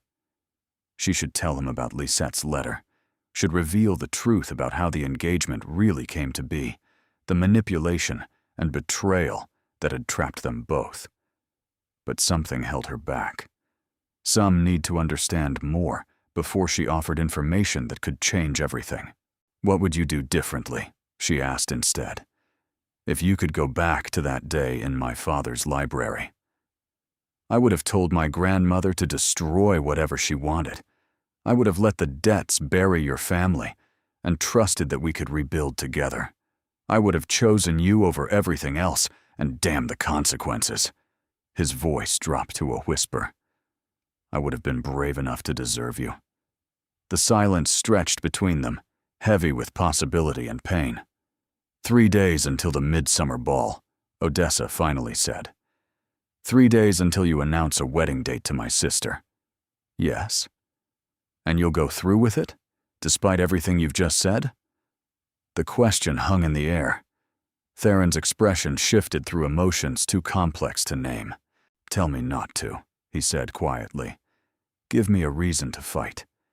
Give me something to hope for, and I will tear down everything my grandmother has built to earn another chance with you. Odessa thought of Lisette's letter, of the truth she carried, of the power she held to change everything with a few words. She thought of 6 months of pain, of rebuilding herself from wreckage, of learning to breathe without him. She thought of Caius Merrick, steady and kind, and offering a future without complications.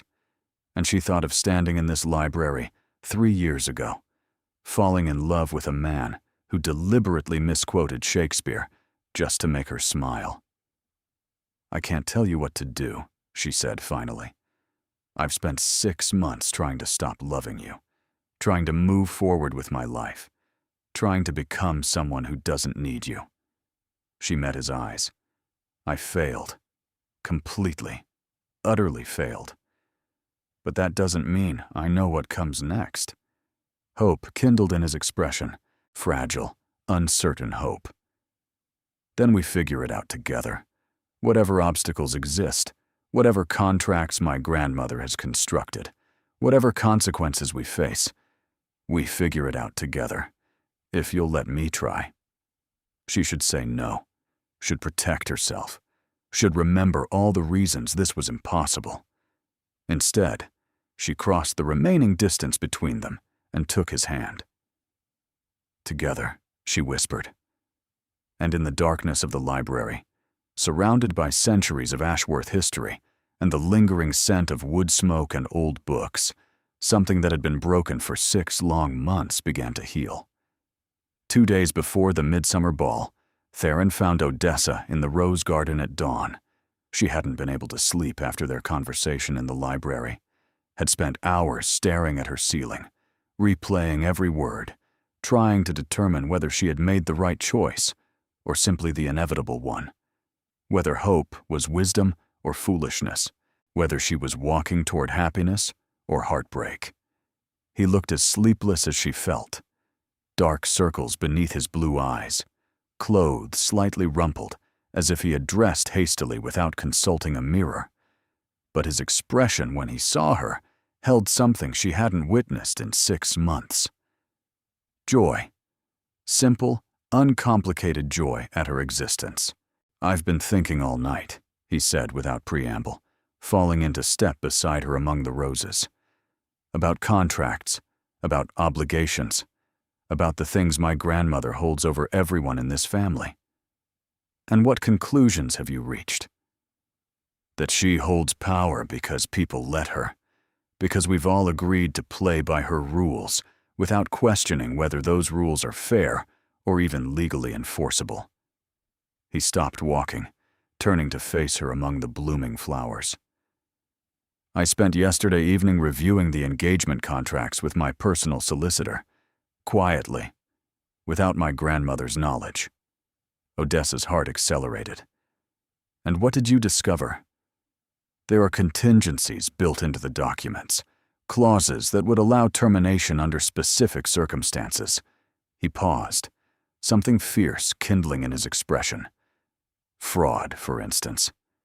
If either party entered the arrangement based on false information or deliberate deception, the entire contract becomes voidable." Lisette's letter burned in Odessa's mind like a brand, the confession she still hadn't shared. What kind of false information would qualify? "That's what I'm trying to determine precisely. My grandmother presented certain facts when she pressured me into this engagement. Certain threats, certain claims about how the arrangement came to be. If those facts were fabricated or manipulated..."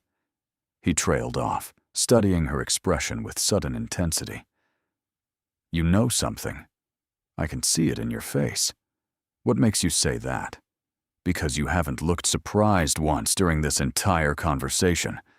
Because you're asking questions like someone who already knows the answers." He stepped closer, urgency in every line of his body. "Odessa, what do you know?" She reached into her pocket and withdrew Lisette's letter, handed it to him without a word. She watched him read it, watched his expression shift from confusion to disbelief to cold, crystalline rage that transformed his features into something almost frightening. "She planned this." His voice was barely audible. "From the very beginning. Before I even knew there was danger, she wanted what I had, and she found a way to take it." Theron looked up from the letter, his eyes blazing with fury. "This changes everything. If Lisette approached my grandmother before I had any chance to act, if she provided the information that enabled the manipulation, if the entire engagement was predicated on her deliberate deception, the engagement was obtained through fraud. Yes." He gripped the letter like a weapon. "Yes, it absolutely was. What will you do with this knowledge? Confront my grandmother immediately. Show her this letter. Demand she release me from a contract that was built on lies." He paused, something shifting in his expression. "But first..." "First?" He crossed the remaining distance between them. His hands cupped her face with devastating gentleness. "First, I need to know this is real. That you're choosing me as deliberately as Lisette chose to separate us. That when the chaos descends, and it will descend like a storm, you'll still be here beside me. Theron, tell me to stop, and I will. Tell me this is too fast, too complicated, too dangerous, and I'll step back. I'll fight for you regardless. But I need to know." His voice cracked with emotion. "I need to know I'm not alone in this battle. She answered by closing the distance between them. The kiss was nothing like their first, years ago in a moonlit garden, soft and exploratory and full of innocent hope. This was something fiercer, more desperate. Two people who had been separated by lies and manipulation finally finding each other again, despite everything working against them. His arms wrapped around her, pulling her close until no space remained between them. She tangled her fingers in his hair. The world narrowed to the warmth of his mouth, the strength of his embrace, the way her heart sang with recognition after months of silence. This was what she had been missing for 6 endless months. This was what Bath had never truly healed. This was the piece of herself she had left behind when she walked out of the Vanthorpe Library. When they finally broke apart, both breathing hard, his forehead rested against hers. Together, he repeated, whatever comes. Together. He smiled, and it transformed his entire face. The cold, controlled Duke she had seen at the Montclair ball vanished completely, replaced by the man she had fallen in love with. Open. Vulnerable. Hers. I should warn you, he said. My grandmother will not surrender her plans easily, and your sister has proven herself capable of considerable manipulation. I know. The scandal will be extraordinary. Every gossip in London will feast on this story for months. Years, possibly. I know.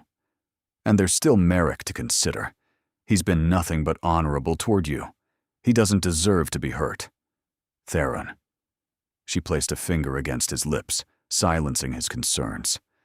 I know all of it. I've spent 6 months preparing myself for battles. I thought I'd never get the chance to fight. I'm ready for whatever comes. He kissed her finger, then her palm, then her wrist. God, I love you. Prove it. End this fraudulent engagement. Choose me in front of everyone. Make it so public and so undeniable that even your grandmother can't undo it. Something fierce ignited in his expression. The midsummer ball. The midsummer ball, she agreed.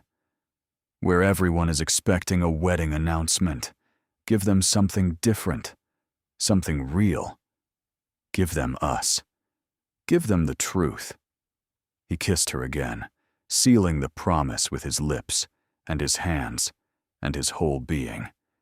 And in the rose garden at dawn, with the first light painting the sky in shades of gold and amber, the Duke of Ravenmore chose love over duty.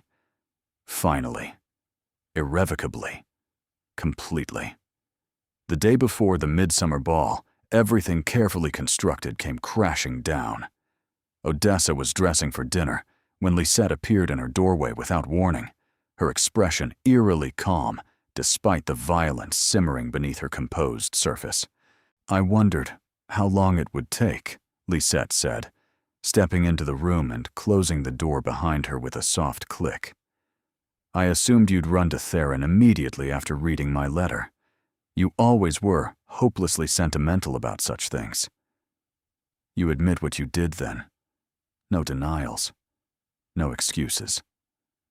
I admitted it in writing, didn't I? Seemed rather pointless to deny it now, when the evidence exists in your possession. Lisette moved to the window, gazing out at the grounds with detached interest. Though I am curious what you think will happen next, what grand plan you've concocted. Theron is going to end the engagement. He has legal grounds now that fraud has been established. Does he? Lisette turned, her smile sharp as broken glass. And you believe the Dowager will simply accept that humiliation? Step aside gracefully? Allow her grandson to embarrass her in front of everyone she spent decades cultivating? She'll have no choice once the truth is revealed. There's always a choice, dear sister. Lisette's voice dropped to something colder, more dangerous. While you've been playing Romeo and Juliet in the rose garden, I've been having conversations of my own, with the Dowager, with certain solicitors who understand how power actually works in this world, with people who have far more to lose than you realize. Dread coiled in Odessa's stomach like a living thing. What have you done? I've ensured my position remains secure. Did you really think I would confess without having a contingency plan firmly in place? Lisette laughed softly. The letter was bait, Odessa. I needed to know how far you'd take this foolish rebellion, whether you'd actually try to destroy everything I've built for myself. You built nothing. You stole it through manipulation and lies. Semantics. The result is the same. Lisette moved closer, her pale eyes glittering with something that might have been madness or might have been triumph. Here's what's going to happen. Tomorrow at the midsummer ball, the Dowager will announce not just a wedding date, but an immediate wedding ceremony. A special license has already been obtained and signed. By midnight tomorrow, I will be the Duchess of Ravenmore, and nothing you or Theron do will change that. He'll never agree to such a thing. He won't have a choice. The Dowager holds documents that could destroy your family far more thoroughly than the original threats ever could. Not just debts this time. Evidence of your father's involvement in certain questionable business dealings during his time in India. The kind of evidence that could see him imprisoned rather than simply impoverished. Ice flooded Odessa's veins. You're lying. Father would never, wouldn't he? Ask yourself how a man builds a fortune from nothing in a foreign land. Ask yourself what compromises might have been necessary. Ask yourself whether ignorance is truly the same as innocence. Lisette's smile widened. The Dowager has been very thorough in her research. She doesn't make threats she can't back up with evidence. This is monstrous, even for you. This is survival. Something you've never had to learn because everyone always loved you best.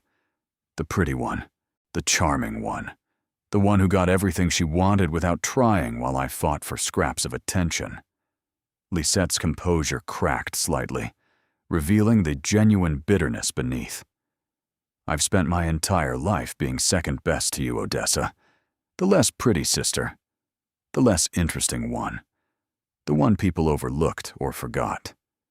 Now I have something you want, and I intend to keep it regardless of the cost. Theron doesn't want you. He's never wanted you. I don't need him to want me. I need him to marry me. Everything else is negotiable. Lisette moved toward the door. You have until tomorrow evening to decide. Disappear quietly. Let the wedding proceed without interference, and your family remains untouched. Continue this foolish rebellion, and watch everything you love burn to ashes. She departed without another word, leaving Odessa alone with the shattered remains of her hope. 3 hours later, Odessa found Theron in his study, already aware that something catastrophic had occurred. My grandmother summoned me this afternoon, he said, before she could speak, his face pale and drawn. She knows about the rose garden, about our plans to expose the fraud, about everything. Lisette! Lisette! He slammed his hand against the desk, fury radiating from every line of his body. She's been playing us from the very beginning. The confession, the letter, all of it designed to draw us out of hiding, to identify the threat so she could neutralize it before we could act. Odessa sank into a chair, suddenly exhausted beyond words. She said there's evidence against my father, something that could see him imprisoned in disgrace. There is. Theron's voice was hollow. My grandmother showed me the documents. Years ago, your father was involved in a business arrangement in India that skirted the edges of legality. Nothing that seemed serious at the time, but in the hands of the right prosecutor, with the right motivation and the right connections. So we're trapped, completely and utterly trapped. I'm trying to find another way. There has to be something we haven't considered, some leverage we can use. There isn't. The words tasted like ash on her tongue. Don't you see? This was always their game. We were playing by rules they created, thinking we could win. But they made the rules. They control every piece on the board. I won't accept that. I refuse to accept defeat. You might have to. Odessa stood, crossing to where he stood by the window. My father's freedom versus our happiness. My family's survival versus our love. They've made it impossible to choose both. That's the whole point of their strategy. Then I'll find a way to give you both outcomes. He gripped her shoulders, his eyes fierce with determination. I am not losing you again. I don't care what it costs me. Even if the cost is my father's imprisonment? He hesitated, just for a moment. Just long enough for the truth to become painfully clear. You can't promise that, Odessa whispered, tears beginning to fall despite her efforts to prevent them. You can't sacrifice my family for me. I won't let you carry that burden. Odessa, this was a beautiful dream. She touched his face, memorizing the feel of his skin beneath her fingers. But it's time to wake up and face reality.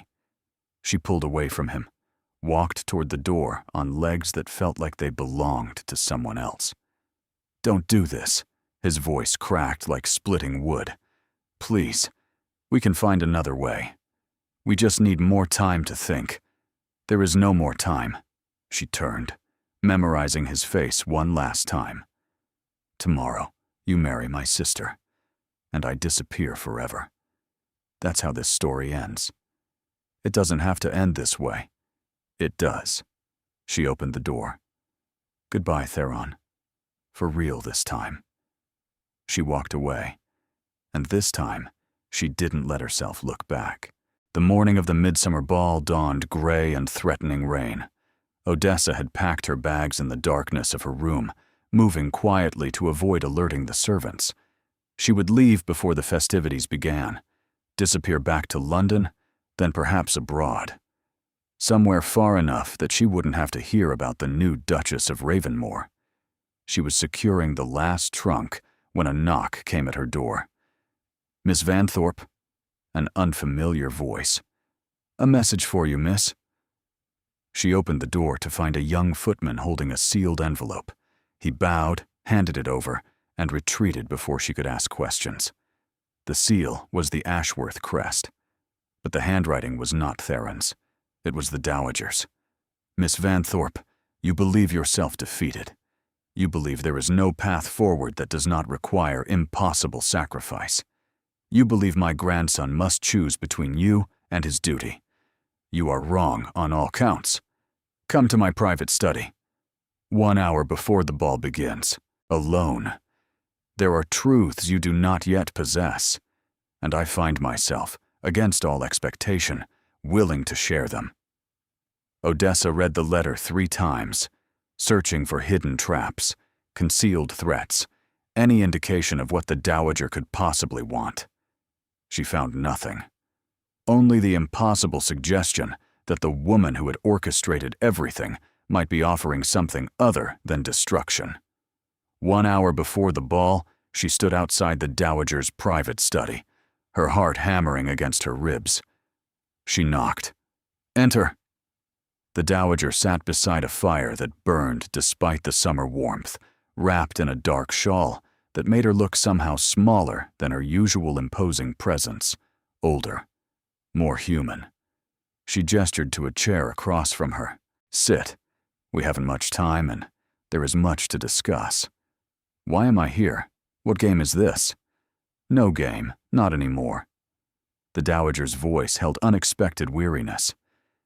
You're here because I underestimated you badly, and because my grandson reminded me of something I had forgotten decades ago. What did he remind you of? That I was once in love with a man my family considered entirely unsuitable. The Dowager's gaze drifted to the fire, seeing something far away. He was a second son with no fortune and fewer prospects. My father threatened to disown me. My mother wept for weeks. Everyone assured me I would ruin myself and the family name. Odessa stayed silent, afraid to break whatever spell had prompted this unexpected confession. I married someone else, The appropriate choice, the sensible choice. I was Duchess of Ravenmore for 40 years, she paused, and I was never once truly happy in that role.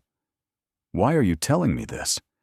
Because Lisette came to me this morning, triumphant, certain she had won everything. She showed me exactly who she really is beneath that perfect facade, and it was not the biddable, compliant wife I thought I was securing for my grandson. The dowager's expression hardened. I made a tactical error of enormous proportions. I was so focused on preventing Theron from making what I perceived as my mistake that I pushed him toward something far worse. The evidence against my father is genuine, but limited in its usefulness. The prosecutor Lisette threatened you with is my cousin's son. He will pursue nothing without my explicit approval. She paused meaningfully. Which he will not receive. Ever.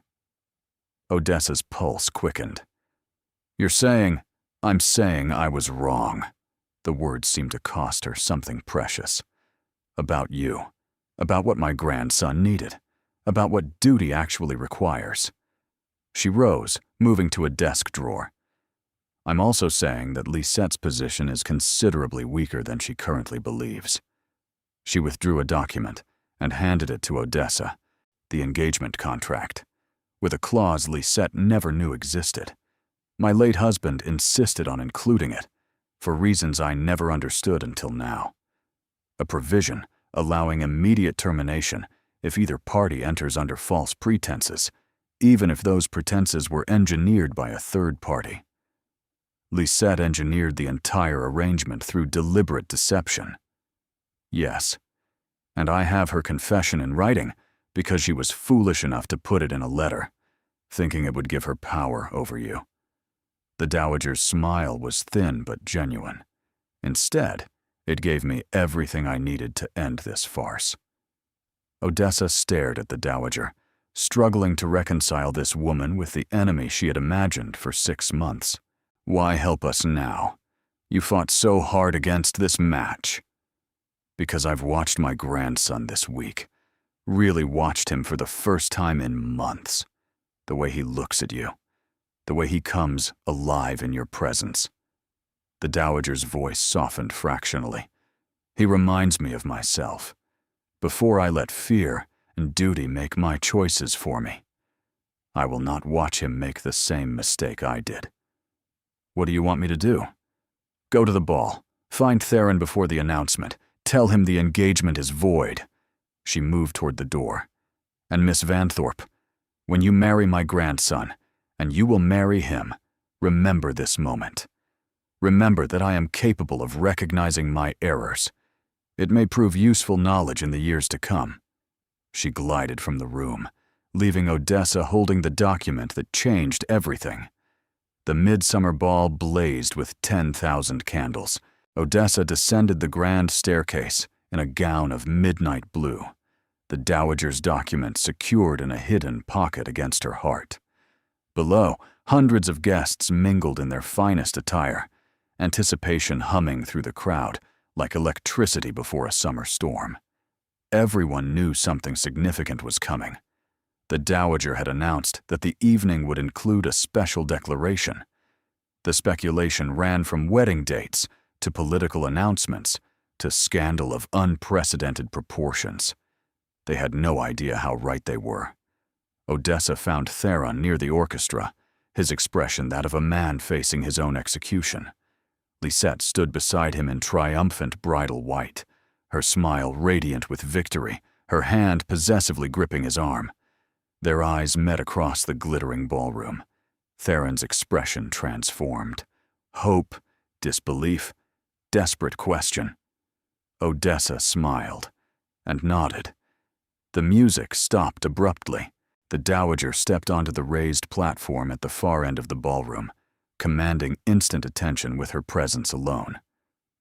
Distinguished guests, tonight, I have several important announcements to make regarding the future of the Ashworth family.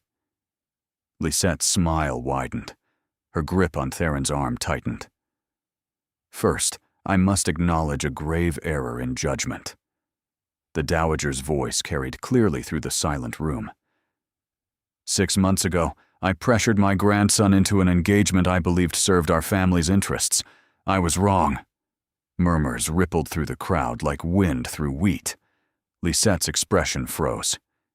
The engagement between my grandson, Theron Ashworth, Duke of Ravenmore, and Miss Lisette Vanthorpe is hereby terminated, effective immediately. The murmurs exploded into shocked exclamations. Lisette's face went white as snow. No. Her voice cut through the chaos. You can't do this. The contract is binding. The contract was obtained through fraud. Your fraud, Miss Vanthorpe. The dowager's tone turned to ice. I have documentation proving you engineered this entire arrangement through deliberate deception. The contract is void. Odessa watched her sister's carefully constructed world collapse in real time. Part of her wanted to feel satisfaction, even triumph. Instead, she felt only weary sadness for the desperate jealousy that had driven Lisette to such extremes. You have no proof. I have your letter, the one you wrote confessing everything. Odessa stepped forward, her voice carrying across the silent ballroom. The one you thought would give you power over me, the one that destroyed you instead. Lisette spun to face her, eyes blazing with fury. You did this. You always do this. Take everything I want. You had everything that mattered, Odessa said quietly. A family who loved you. A sister who would have supported you in any legitimate pursuit. You chose to destroy instead of build. That's not my fault. It never was. The silence stretched, heavy with judgment and revelation. Then Theron moved. He crossed the ballroom with deliberate purpose, every eye tracking his progress. He stopped before Odessa, and the love in his expression stopped her heart entirely. I should have done this 6 months ago, he said, his voice pitched to Carrie. I should have chosen love over fear, courage over duty, you over everything else. He dropped to one knee. The ballroom collectively gasped. Odessa Vanthorpe, I have loved you since a moonlit garden and a rescued kitten. I have loved you through my own cowardice, through 6 months of separation, through every obstacle placed in our path. I will love you until my last breath and far beyond. Tears streamed down her face. She didn't care who saw. Will you marry me? Not because of contracts or arrangements or duty, because I choose you. Only you. Forever. She pulled him to his feet and kissed him in front of 500 witnesses. Yes, she whispered against his lips, with everything I am and everything I hope to become. Yes. The ballroom erupted in applause and shocked exclamations and the particular buzz of scandal being born. But Odessa heard none of it. She heard only her heart, finally whole again. 6 months later, the new Duchess of Ravenmore stood in the rose garden at Ashworth Manor, watching the sunset paint the sky in burnished gold and amber. The exact shades of her gown from the night everything changed. The wedding had been small, intimate, exactly what they wanted. No spectacle, no society parade. Just family and friends who mattered, gathered to witness 2 people finally claiming the happiness they had nearly lost. Lisette had disappeared to the continent after the midsummer ball, her reputation too tattered to remain. Odessa had received 1 letter, months later, containing only 2 words. I understand. Perhaps someday they would find their way back to sisterhood. Perhaps the wounds were too deep. Time would tell. The dowager had surprised everyone by embracing her new granddaughter-in-law with something approaching warmth. This family needed fire, she had said at the wedding breakfast. We had grown too comfortable in our cold. Lord Merrick had attended as a guest, his congratulations genuine, his own engagement to a lovely widow announced shortly after. Some hearts were resilient enough to find happiness twice. You're thinking too loudly, Theron said, appearing beside her with silent grace. His arms wrapped around her from behind, drawing her against his chest with familiar ease. I'm thinking about how different everything is, how different I am. Different how? 6 months ago, I believed happiness was something that happened to other people, something I had lost and would never recover. She turned in his embrace. Now I'm standing in a rose garden with my husband, wondering what I did to deserve this. You survived. He pressed a kiss to her forehead. You rebuilt yourself from wreckage. You faced every obstacle with courage I could only admire. I fell asleep crying for 3 months. And then you stopped crying. That's the point. His hands cupped her face. You didn't give up, even when everything suggested you should. Neither did you, eventually. He laughed, free and genuine. Eventually. After considerable intervention from my grandmother, of all people. She's not so terrible once you get past the intimidation. High praise from the woman she once threatened to destroy. Odessa smiled, leaning into his warmth. We should go inside. Dinner will be ready. In a moment. He held her closer. I want to remember this exact moment. Everything we almost lost. She kissed him, soft and sweet and full of promise. I love you, she whispered.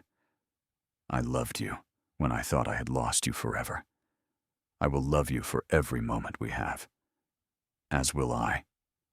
They stood together as the sun sank below the horizon, painting the sky in colors that matched the night he first saw her dancing with another man and realized what he had thrown away.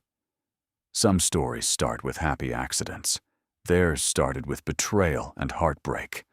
But it ended here, in a rose garden at sunset, with 2 people who had fought through everything to claim the love they deserved. And that ending was worth every moment of pain that preceded it. Thank you for being here.